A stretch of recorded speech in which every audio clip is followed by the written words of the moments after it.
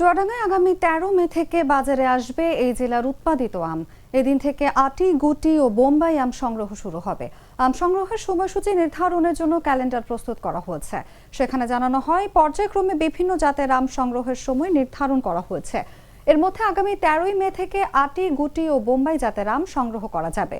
পর্যায়ক্রমে ২০ মে হিমসাগর, ২৫ মে ল্যাংড়া, ৫ June Amrapali, ১৫ June ফজলি, ২০ June হাড়িভাঙা, ২২ June banana, ৩০ June Ashina ও বাড়ি ৪-৫, জুলাই কাটিমন এবং ৩১ জুলাই থেকে গৌরমতি আম সংগ্রহ শুরু হবে।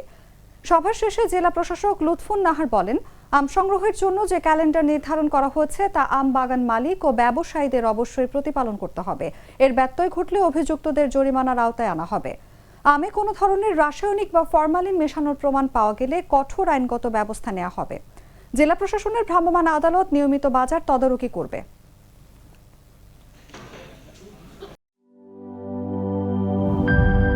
সব সমস্যার সমাধান হবে এই সস্তা কেবল বদলে বিজলি কেবলস লাগালে। বিজলি কেবল, নিরাপদ আজীবন।